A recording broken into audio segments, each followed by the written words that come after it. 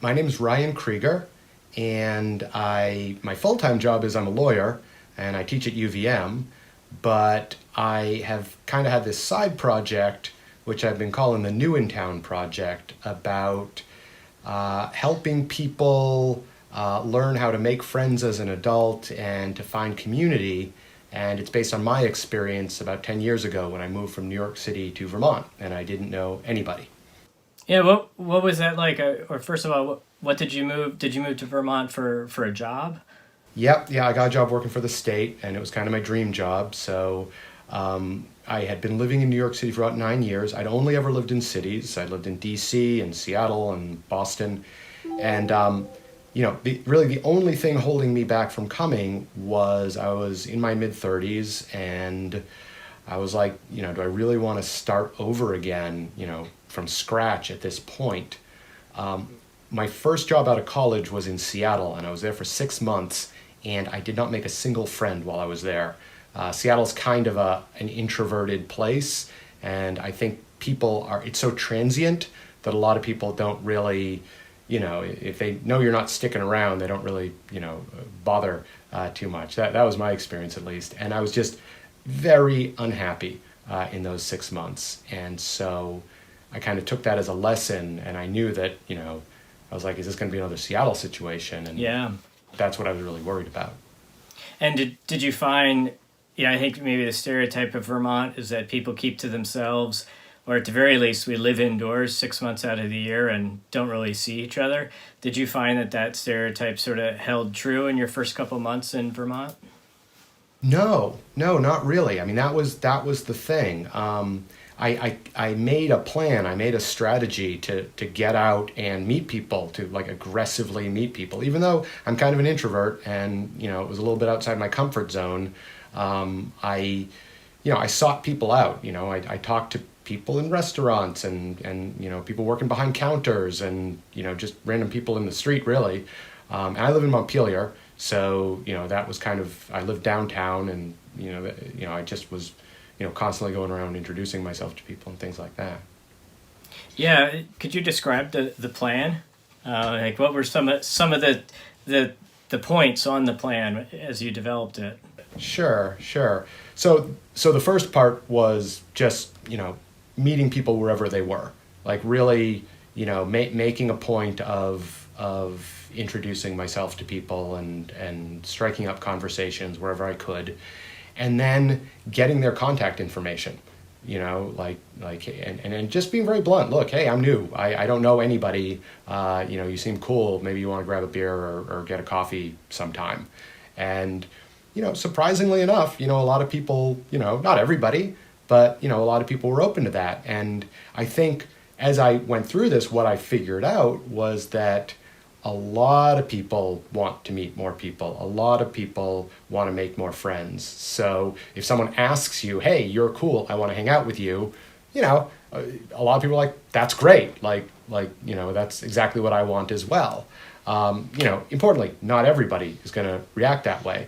And the book and my talks go into a lot of that as well, like how to do it right, how to do it wrong. There are people who aren't going to want to be your friend. That's okay. Dealing with rejection, that sort of thing.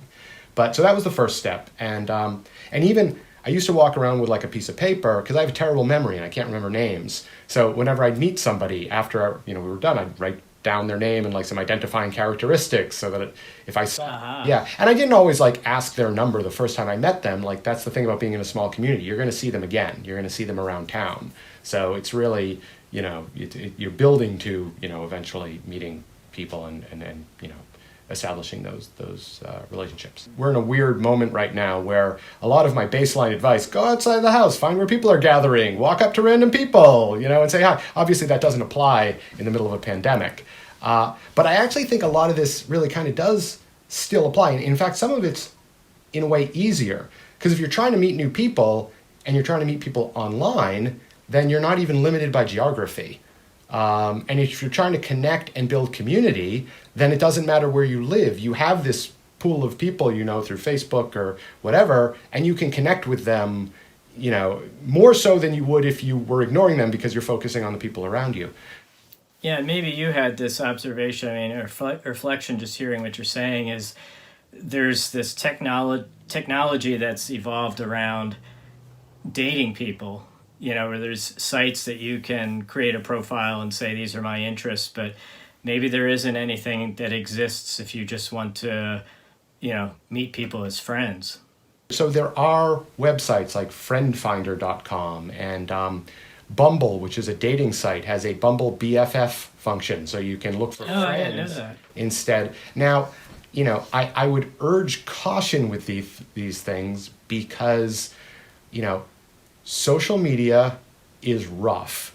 There's all sorts of studies linking social media to depression and all sorts of other things. Anytime you're going in a place where everyone's kind of presenting their idealized self, and it's like, in a way, it's like high school, like to the fifth power. Everyone's trying to like pretend to be something they're maybe not. And if you realize that, it's a lot easier. When I first met the young man who was going to become my best friend, throughout my teenage years, I was like, oh my goodness, what a nerd. That was my first impression, was like, I have nothing in common with this person. And it was just like a matter, our families went to the same church, and then in time we just became absolutely inseparable. And so maybe when it's a little more close to commodification, you're not living with those chances maybe long enough for a friendship to develop. I mean, that's a critical point that I put in the book, is that we all learned how to make friends in school. And in school, there are you're basically like stuck with this cadre of people who are all your age, probably similar demographics, similar interests, and you're spending like 6 hours a day with them, every day. And so, you're going to connect with some of them. And even if you didn't connect at first, over time, just the shared experience is going to bring people together and create those friendships. And in adulthood, everyone exists in their own little bubble.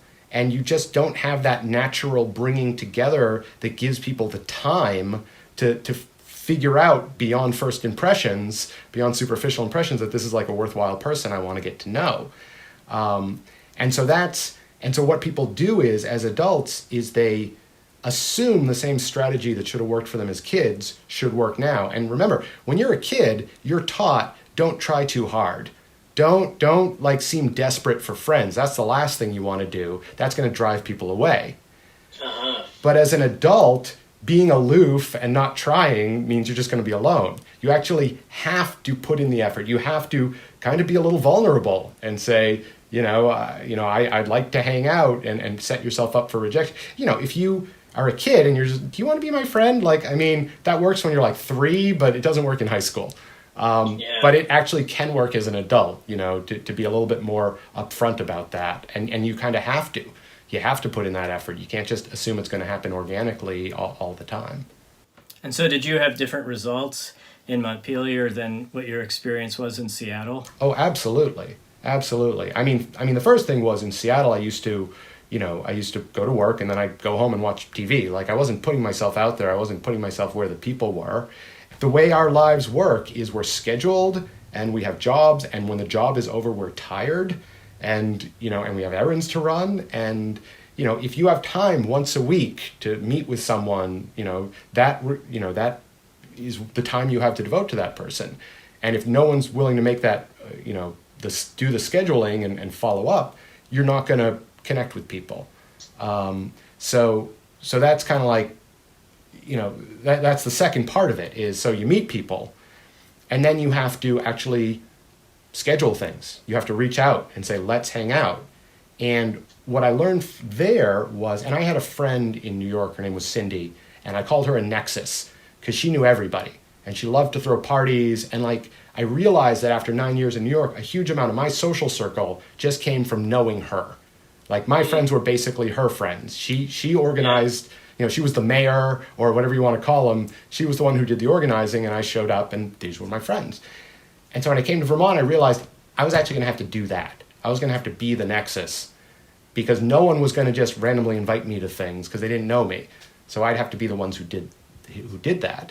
And so what I learned was, and when I got here, I discovered that there were a lot of people, like I said, who had like one friend or two friends, had lived in Montpelier for 10 years. And some of them were like hardcore introverts. Some of them just, didn't know where the people were.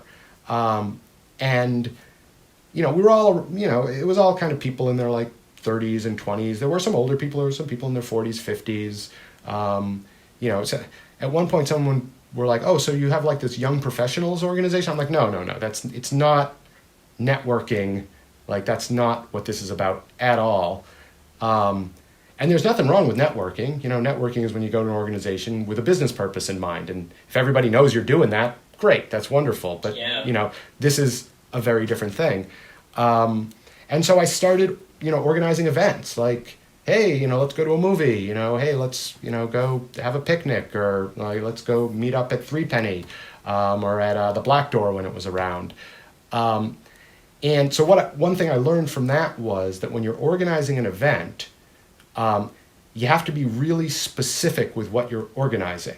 You have to say, you don't say, hey, does anyone want to do anything?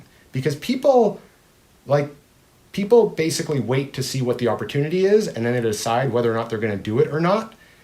And if you're vague, generally speaking, people are not as responsive. But if you say, hey, at 7:00 tonight, I'm going to be at Three Penny, and then if you can get one other person to commit, so you can say, hey, Cliff and I are going to be at Three Penny, now it's a thing.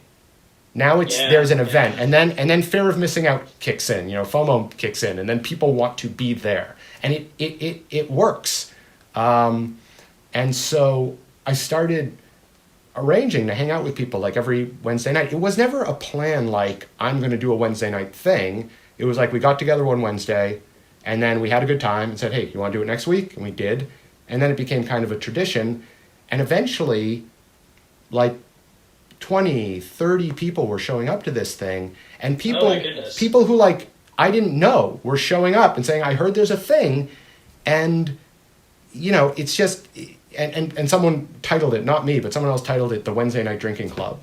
And that eventually dissipated, and people, kind of moved away or went their other ways. But now here in Montpelier, I have this kind of core of friends who I made then, and like I don't need to do the organization as like I used to do. I don't do that as much anymore, because that was about building the community and making the friends, and I did that. There's another book I'm aware of that I haven't read called Bowling Alone, but I do know it talks about these changes in culture, where there are traditional ways of meeting people, work, church, through your kids, like school. These organizations, Elks or what have you, are the Grange Hall, are less important culturally than they used to be. And people are having fewer kids or choosing not to have kids at all. In a way, it strikes me as a little bit like the diet, right? Where we still eat like farmers, even though we're no longer burning these massive amounts of calories. We're still eating meat and potatoes. We still have this idea about how you form a social circle that's based on things that have changed and aren't really there. And so it sounds like you need a strategy like what you came up with, which seems really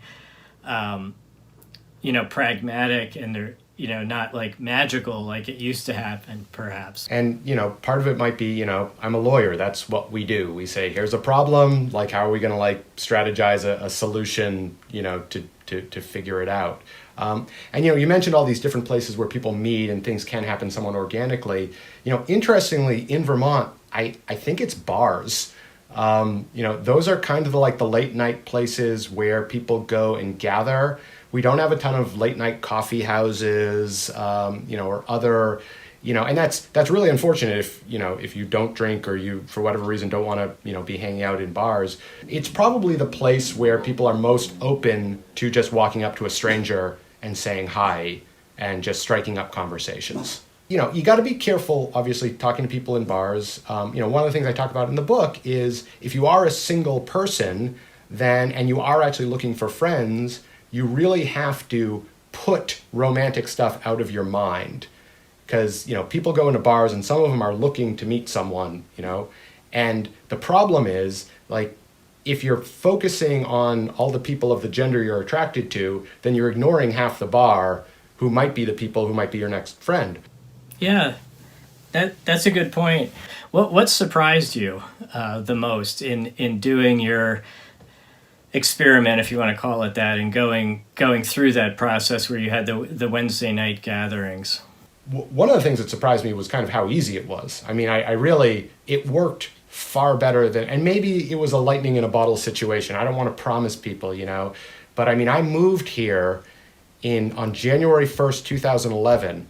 I threw myself a birthday party in early May, 4 months later, and I looked around my apartment and I counted, and there were 26 people in my apartment. And I never had that when I lived in New York City. Like, so, you learn a lot about yourself in the process, you learn, what works for you and what doesn't. And, yeah. Well, I'll ask, what did you learn about yourself, if you don't mind sharing? Oh, my. Well, since I've moved to Vermont, I've learned that I'm a lot more of an introvert than I thought I was. I learned that I actually like organizing parties to bring people together. I don't actually like being at parties. I will organize a party and then hide in my bedroom for about an hour during the party because it just gets overwhelming. It's just too much. And when people invite me to parties, I'll go, and I always leave early. And early on, I used to I was always trying to hang out with people and get together. And I think a lot of that came out of a sense of anxiety and uncertainty at not having a community and feeling alone. But once you have the community, once you feel stable, then you don't need to see, everybody every week. They're there, you have solid relationships, and you have you're coming at it from a foundation of confidence. And so if you haven't seen someone for a few weeks, it's fine. And then I'm now at a stage where I actually kind of have to take my own advice more and remind myself, because part of the advice too is relationships require maintenance. You can't just assume they're going to keep going. You gotta you got to keep calling people and checking in and scheduling things and things like that. There was actually a study on a college campus about friendships and what distinguished those acquaintances from best friendships and whatever. And all it is time. It's the more time you spend with someone, the closer you become with them. And I think it said, what was the number? It was something like it takes 100 hours of interaction to forge a best friendship. And interesting. And that's not actually that hard, if you think about it. Over the course of a year, you find yourself hanging out with people more and more. And so, yeah, because of course you have to have that common foundation of experiences and, having been through things together and whatever. So, once, and you're not going to have that with everybody, which is fine, but you have to put in the effort. It takes effort to forge friendships. And in school, that's easy. 100 hours is the first few weeks of school, you've done it.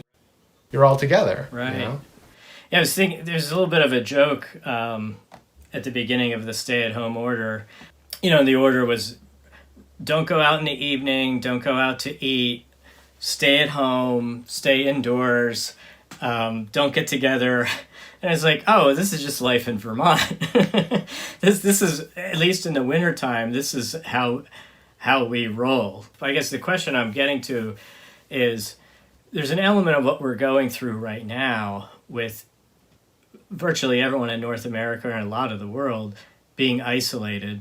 But there's an aspect of that to Vermont life, especially if you live rurally, and especially if, during the indoor months. And so maybe there's things that we can learn about connecting now that will help us out in living in a rural state.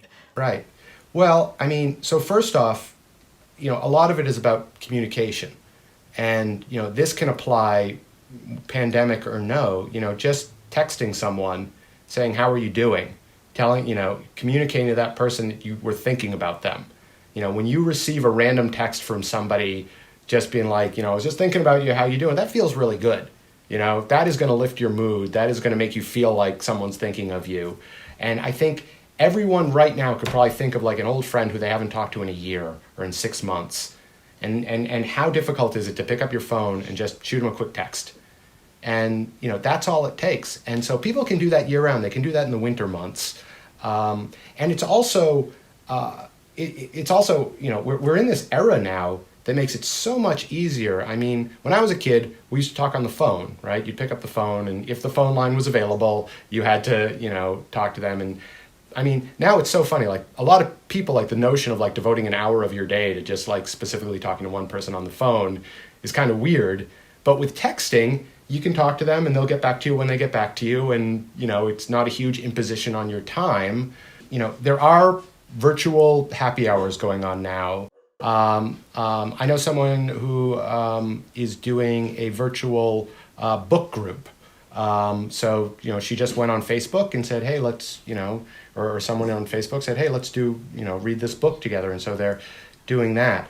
I'm hopeful that, Zoom and all these new tools will become kind of more a part of our day-to-day now that people are getting more comfortable with them, which means that, people will be able to connect face-to-face with old friends. Your community might actually expand beyond just your neighbors. I do think it's still critically important to have those relationships with your neighbors and, have, in real life relationships. But I mean, I think that, one thing we're going to learn from this is how much we really do need each other.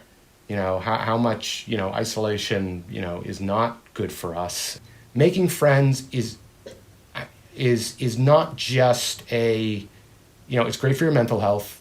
It's great for, your well-being, obviously, but it's also great for your physical health. So there have been studies that show that social isolation can have the same impact on mortality as obesity or smoking. Okay, so it can shorten your life. And so if someone is having trouble motivating to put in the effort to, because it does take effort, think about the effort that people take to go to the gym or go for a run or to eat healthy. Making friends is part of your health regime. Like, it's so think of it, maybe that will help people, think of it as more of a necessity than a nice thing to do.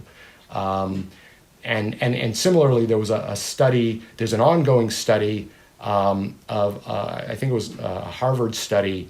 They have been tracking these, they were kids in like the 1910s, 1920s, and they've been tracking them and their family for the past 80, 100 years. And they found that the number one correlation as far as outcomes in longevity was relationships. It wasn't wealth. It wasn't activity. It wasn't anything like that. It was the people who had the relationships and the community lived longer than those who did not. So it really is, and especially, in a place like Vermont where we do have, issues in terms of, mental health crises. We have a fairly high suicide rate. Having a community, having a support network is critically important in those areas. So, it is really kind of a matter of life and death. It really is a health issue. Have you been doing things to get together physically with your friends during this time? I've had some friends over, not during like the really bad time when everyone was supposed to be like totally isolated, but more recently people have come over and we've sat on my porch, like 6 feet across from each other. We've gone for walks in Hubbard Park, with our masks on and our dogs and whatever. More recently, I've been going for walks. Walks are key. So yeah, I mean, trying to do that. I had, my birthday was in May. We had a Zoom birthday party. And I actually went and I got a cake at Birch Grove and I cut it up and I drove around town with my girlfriend and we handed out cake so that everyone would have a piece when, it came time to blow out the candles. And that was cool too, because it gave us an opportunity to kind of check in and just say hi, for a short amount of time. There's these stories about that people are looking for real estate in Vermont and some people are buying things sight unseen because they see how, our state has fared comparatively better during the crisis and we have this very low population density. So there's a way in which we're safer. So potentially we'll be having new neighbors, right? You know, what can we do who live here when people new are coming in, so that they might not need to come up with a plan the way that you did? Montpelier's a pretty transient place, so I think it's not typical necessarily of all Vermont communities. I think that one thing we can do is kind of let go of the whole "how many generations have you been here" thing. Like, I'm legitimate and you're not, just because, you've only been here 2 generations instead of 7 or whatever. So that, kind of like that. So we need people. We want to be welcoming to people. I believe in Burlington at one point, they might not be doing it anymore, but they were actually like working on creating kind of a welcome wagon organization to like reach out to people as they moved into the community and, approach them. I have had people come and like leave baked goods on my, front step, and, and that, definitely, I think that's one of the nicest things you can do. You have a new neighbor, there's someone in your neighborhood, you bake a banana bread and you go over, and you bring them the banana bread. You want a diverse group of friends, and you want to be very open-minded about who you want to be friends with. Don't just look for people your age, your ethnicity or whatever. Be open to be friendly with everybody. It's there's a wide world out there, and it's amazing who you can meet.